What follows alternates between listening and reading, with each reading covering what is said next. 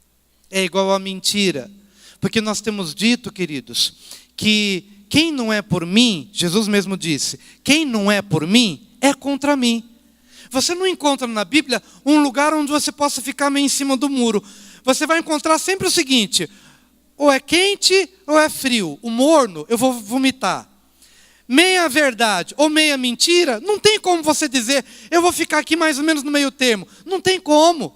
Porque meia verdade mais meia mentira é igual a mentira. Precisamos voltar aos absolutos de Deus. Porque a humanidade, desde lá do Jardim do Éden, tem trilhado o caminho do relativizar aquilo que é absoluto. Por exemplo, Deus disse, não coma do fruto, porque no dia em que você comer, você vai morrer. Absoluto. Chega a serpente, chega Satanás dentro da serpente e fala, o que foi que Deus disse mesmo? E a mulher responde, não comer nem tocar. Até acrescentou um pouquinho. E ele pega e fala, não é bem assim. Não vai morrer assim como você está imaginando que vai morrer. Não é bem por aí. Não é bem assim. É porque Deus sabe que no dia em que você comer, seus olhos vão se abrir e você vai ser conhecedora do bem e do mal. Ou seja, você não vai morrer, você vai crescer. Você não vai morrer, você vai conhecer. Você não vai morrer, você vai melhorar. Você vai evoluir.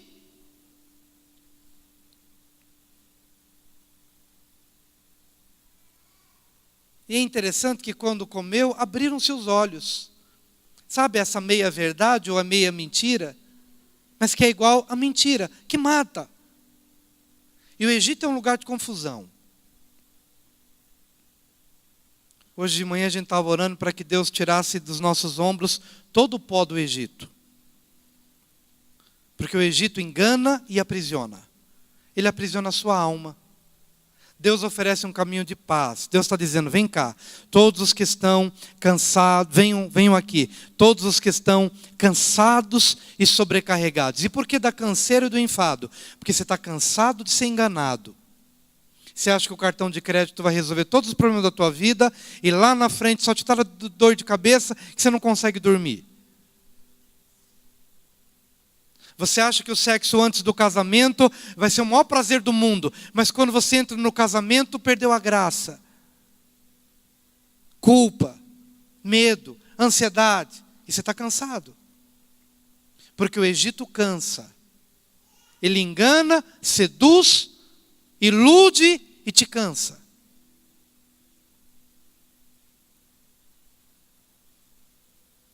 Venha para a verdade de Deus, porque Jesus disse, e conhecereis a verdade, e a verdade vos libertará. Libertará das dívidas, libertará do cansaço, das decisões erradas, das escolhas erradas. Mas às vezes, como é difícil se livrar do Egito, ele está muito mais perto da gente do que a gente imagina. Mas graças a Deus pela palavra. Graças a Deus pelos cultos, graças a Deus pela igreja, graças a Deus pela oportunidade de pregar, graças a Deus pelo Espírito, graças a Deus pelo Pai, pelo nome de Jesus, porque toda semana nós estamos aqui, nos livrando dos nossos egitos, dos nossos enganos, tropeça aqui, cai ali, aprende um pouco mais lá na frente, cresce, vai crescendo, e quem tem um coração aberto, Deus cura, Deus restaura, e você vai perceber que determinados erros que você cometia, você não vai cometer mais. Talvez erre em outras áreas, mas vai crescer nelas também. E nós vamos chegar lá. Com paciência nós vamos chegar lá. Em nome de Jesus. Aleluia.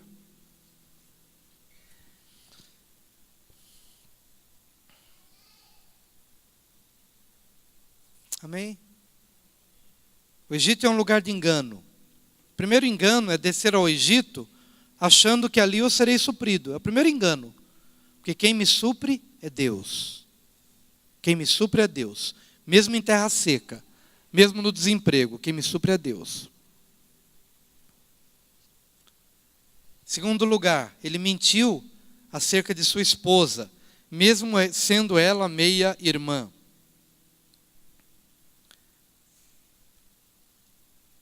Mas o Egito é um lugar de mentiras, porque para preservar a sua vida, ele expôs a sua esposa e não a protegeu. Eu quero que hoje todos nós tenhamos isso de uma maneira bem clara em nosso coração.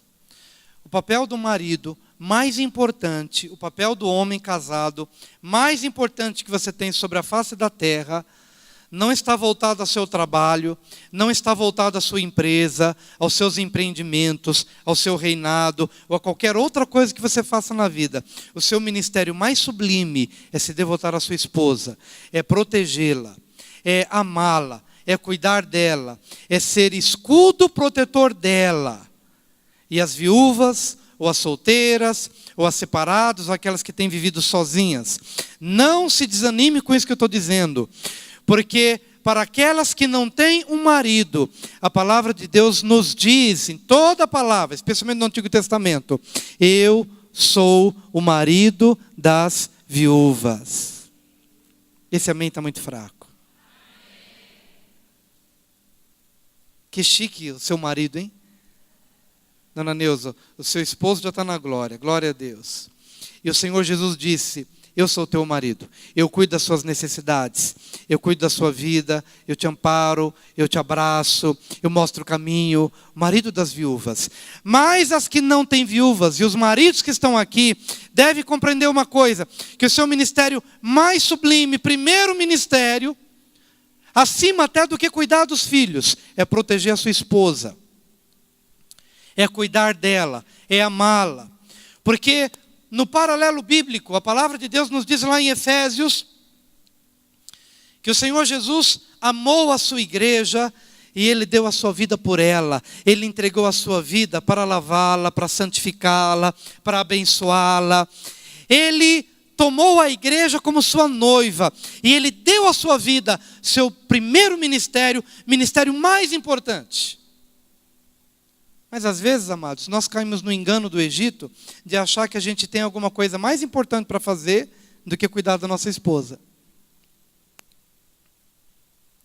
Eu quero dizer a todos os jovens que estão para casar, porque nós já ouvimos testemunhos de jovens que se casam, guarda bem o que eu vou te dizer agora. Jovens que se casam e eles fazem assim, bom, nós vamos ter que ralar muito, agora nos 2, nos 3 primeiros anos, porque a gente tem que pagar contas, porque a gente tem que comprar isso e aquilo outro tal. Então você vai para um lado e eu vou para o outro, e a gente, se der, a gente se vê de madrugada, mas a gente vai trabalhar manhã, tarde, noite, e a gente, quem sabe, daqui a 3 anos, a gente vai desfrutar do nosso grande trabalho dos 2 primeiros anos. Muitos se enganam, porque eles acham que o trabalho ou as conquistas são mais importantes do que afinar o relacionamento. Havia uma orientação bíblica para o jovem, quando casasse, o homem não serviria ao exército para que por 1 ano ele estivesse devotado à sua esposa, para suprir as suas necessidades, para falar ao coração dela, para ministrar, para curar, para ajustar o casamento. Mas alguns acabam se afundando nos primeiros anos de casamento, porque estão atolados em desafios, ou em dívidas, ou tantas coisas, não tem tempo um para o outro, não tem tempo para o diálogo, para a conversa, para a ministração. E o casamento, que deveria ser um casamento de fundamentação, os primeiros anos de fundamentação de um casamento abençoado, já começa de forma errada.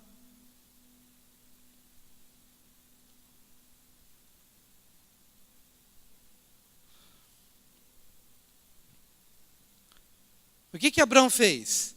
Ele expôs a sua esposa e ele não a protegeu. Ela saiu de casa, ela foi tomada por Faraó, levada para o palácio, movido de medo.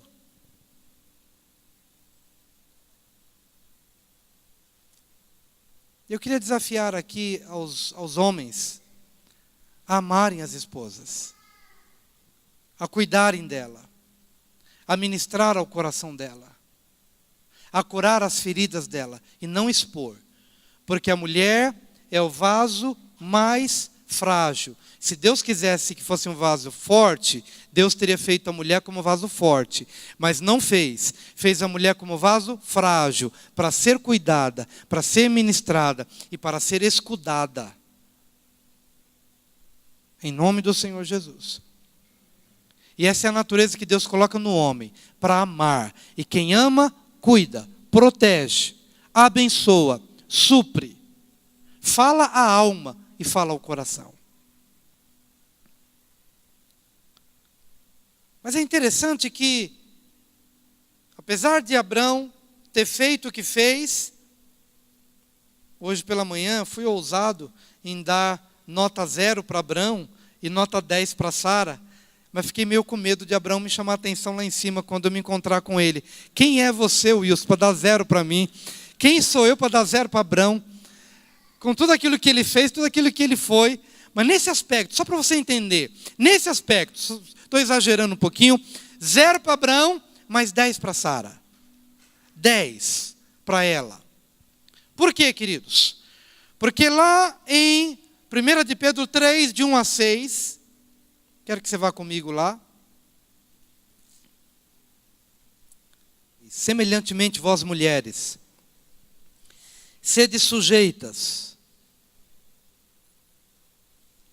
aos vossos próprios maridos, para que também, se alguns não obedecem à palavra, pelo porte de suas mulheres, sejam ganhos sem palavra, considerando a vossa vida casta em temor. O enfeite delas não seja o exterior, no frisado dos cabelos, no uso de joias de ouro, na compostura dos vestidos, mas no homem encoberto do coração, no incorruptível traje de um espírito manso e quieto, que é precioso diante de Deus. Porque assim se adornavam também antigamente as santas mulheres que esperavam em Deus e estavam sujeitas aos seus próprios maridos, como Sara obedecia a Abrão, chamando-lhe Senhor, da qual vós sois filhas, fazendo bem e não temendo nenhum espanto. Diga, fazendo bem e não temendo nenhum espanto. Interessante que Abrão, nesse momento, deixou de proteger a sua esposa. Deixou de amá-la como deveria amar. Mas Sara não abriu mão da sua posição de submeter-se ao seu marido. E por que ela se submeteu? A gente tem vivido numa geração em que as mulheres são instigadas a dizer, não, eu me rebelo, eu não aceito, eu não concordo. Mas a palavra de Deus está dizendo que havia um espírito em Sara, um espírito manso e tranquilo. Por que manso e quieto? Por que manso e tranquilo? Porque haviam 2 elementos que sustentavam a vida de Sara. Ela esperava em Deus e ela era submissa ao seu marido. Se o meu marido está errado, o cabeça dele, que é Cristo, vai lidar com ele. Mas cabe ao meu papel, cabe a mim ficar na minha posição. E na minha posição, eu espero em Deus. E eu me submeto ao meu marido. As mulheres ficaram felizes? Vocês estão felizes comigo agora ou estão tristes comigo agora? Está difícil?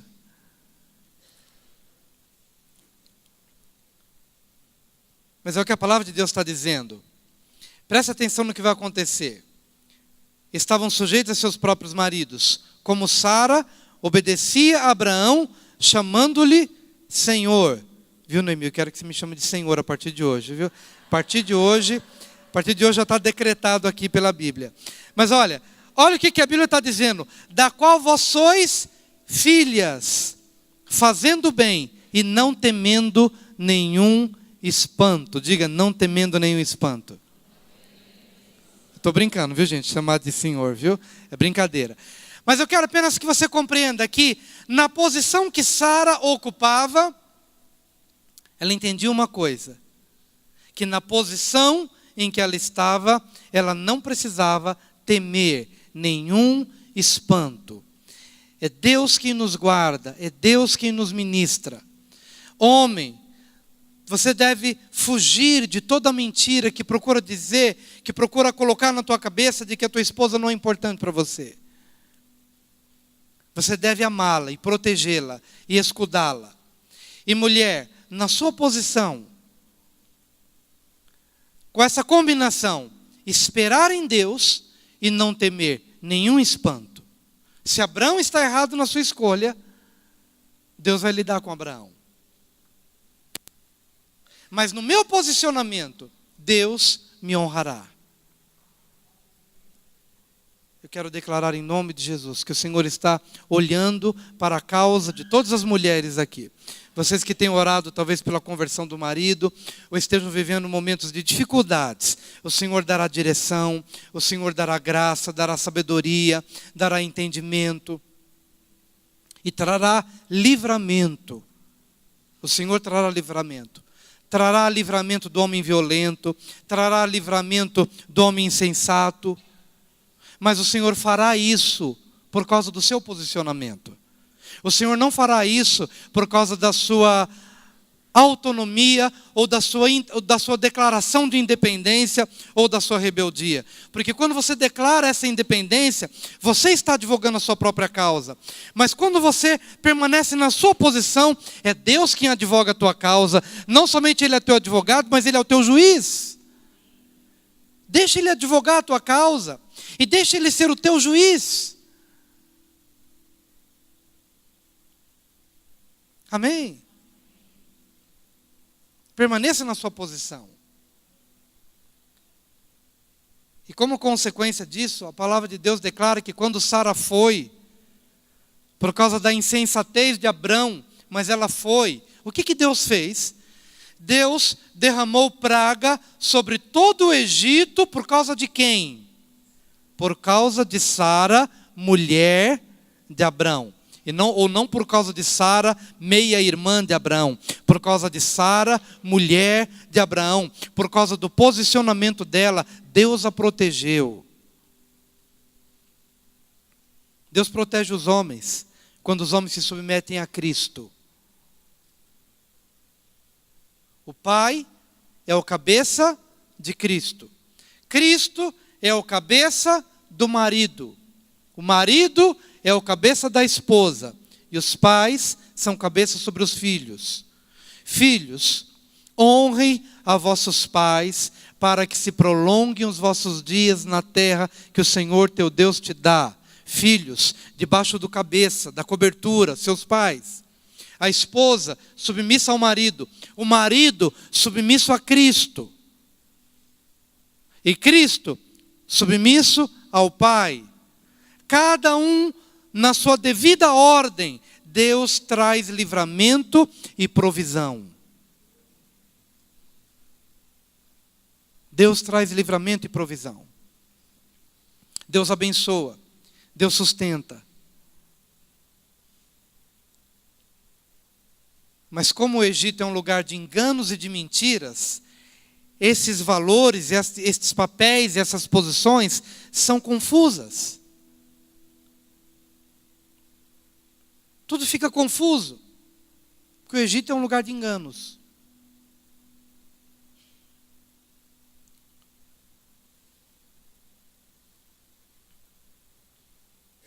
Amém? Vamos sair do Egito, queridos? Quando o faraó olhou para aquela situação, devolveu a mulher para Abrão. Abraão saiu de lá envergonhado. Envergonhado pela sua incredulidade, envergonhado pela sua maneira de tentar conduzir a sua própria vida. Saiu de lá como que expulso da terra, saiu de lá. Que misericórdia de Deus. Deus hoje vai quebrar todos os jugos do Egito na nossa vida, em nome de Jesus. Se você está nesse lugar de confusão, meu amado, mesmo que você saia de lá envergonhado, mas saia de lá. Mesmo que você tenha que chegar diante de Deus hoje e dizer: Senhor, estou arrependido de tanta confusão, tanto embaraço na minha vida, eu me arrependo. Eu me arrependo. E ele saiu de lá. E ele voltou para o lugar de onde ele não deveria ter saído, no comecinho do capítulo 13, versículo 1. Subiu, pois, Abrão do Egito para o lado do sul, ele e sua mulher, e tudo o que tinha, e com ele Ló. E era Abrão muito rico em gado, em prata e em ouro. E fez as suas jornadas do sul até Betel, até o lugar onde a princípio estivera a sua tenda, entre Betel e Ai, até o lugar do altar que outrora ali tinha feito. E Abraão invocou ali o nome do Senhor. Sabe esse lugar para onde ele foi depois do Egito? Foi exatamente o lugar onde ele estava quando ele foi para o Egito. Quando ele sai do Egito envergonhado, ele volta para aquele mesmo lugarzinho, Betel. E o que ele faz nessa volta? Betel é um lugar de restauração.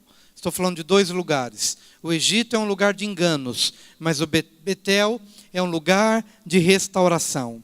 Primeiro, ele restaura a sua família. Subiu, pois, Abrão do Egito para o lado do sul, ele e sua mulher e tudo o que tinha, e com ele Ló, que era um sobrinho. Mas ele sai do Egito e ele volta com a sua casa, ele volta com a sua família. Levante a sua mão nessa hora.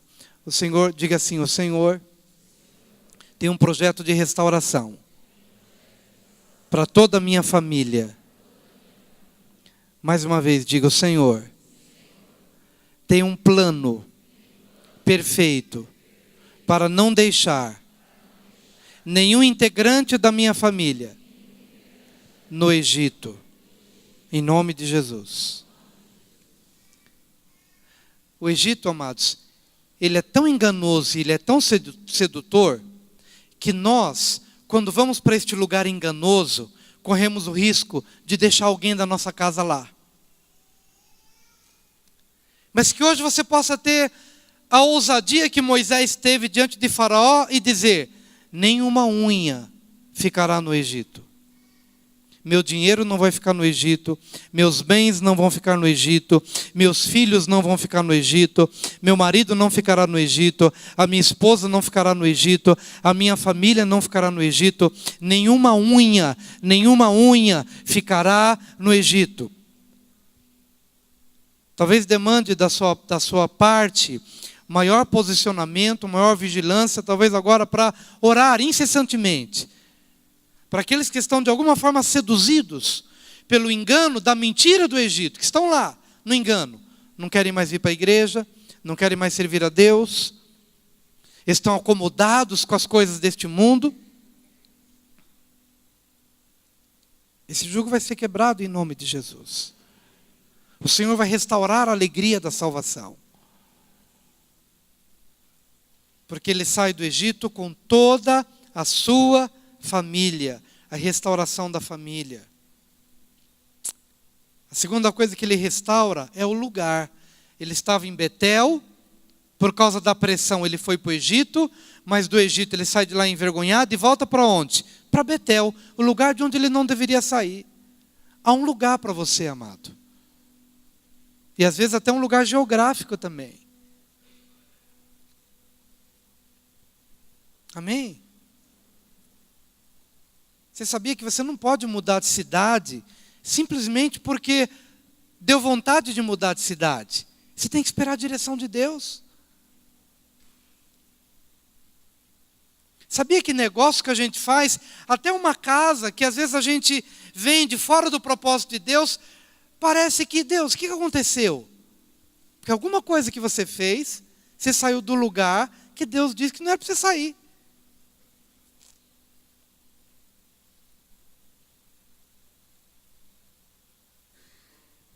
Eu não sei se alguns aqui já passaram por isso.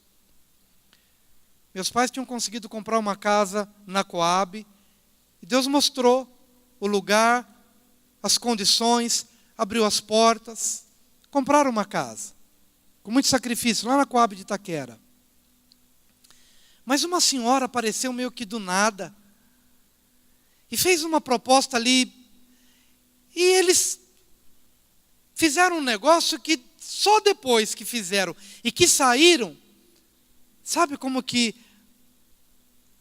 a pessoa tem um véu nos olhos e na hora depois você faz a coisa errada, o véu é removido e você acorda e você pensa, o que eu fiz?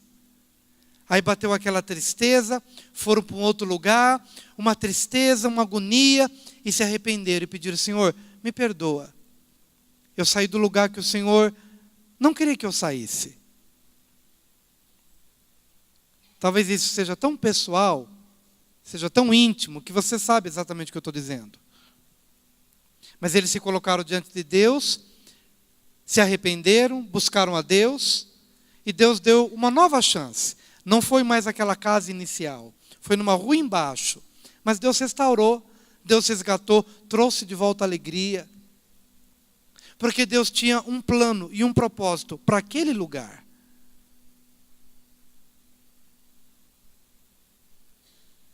Concordam comigo, queridos? Estávamos em São Paulo, e Deus trouxe a direção, olha, Ribeirão Preto.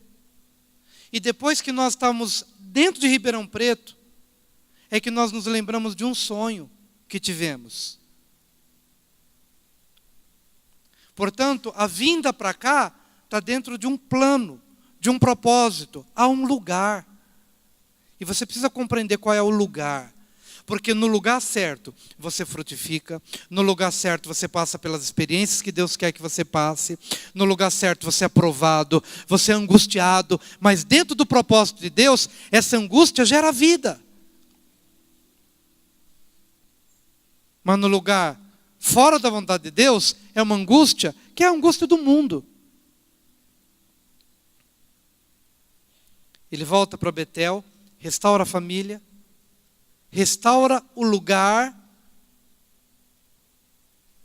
Há um lugar para a tua faculdade,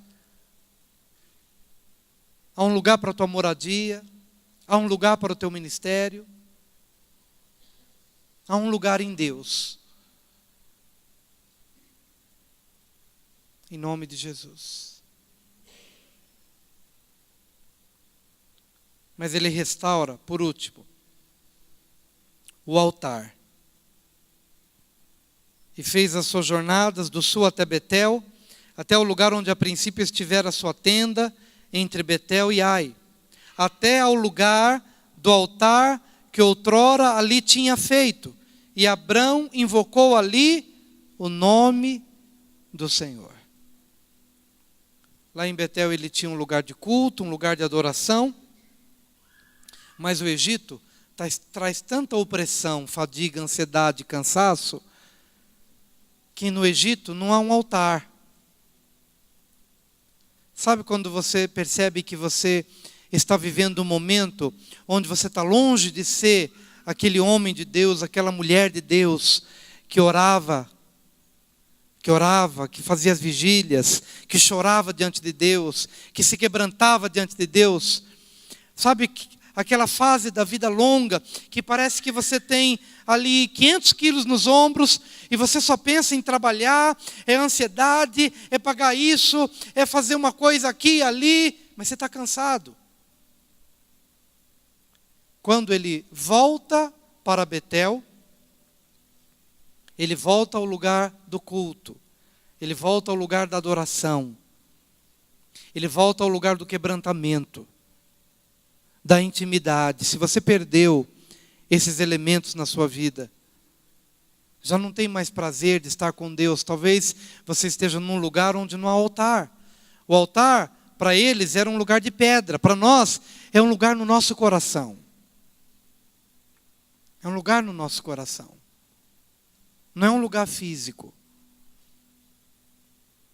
Quem sabe você esteja andando tão ocupado com tantos desafios e tantas coisas, que você necessite urgentemente voltar para Betel.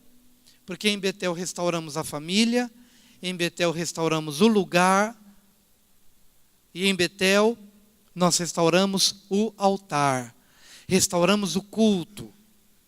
O culto que já deixamos de devotar a Ele, talvez porque estamos no lugar errado, na posição errada, emocionalmente ou espiritualmente na condição que não deveríamos estar. Deus nos traz de volta. Quem sabe hoje seja a oportunidade que Deus esteja lhe concedendo para voltar para a sua Betel. O lugar onde a família é restaurada, onde o lugar é restaurado e o altar é restaurado. Um lugar onde a verdade é estabelecida. Betel é um lugar onde a verdade é estabelecida. E conhecereis a verdade, e a verdade vos libertará. Vamos orar? Eu quero te convidar a vir aqui à frente.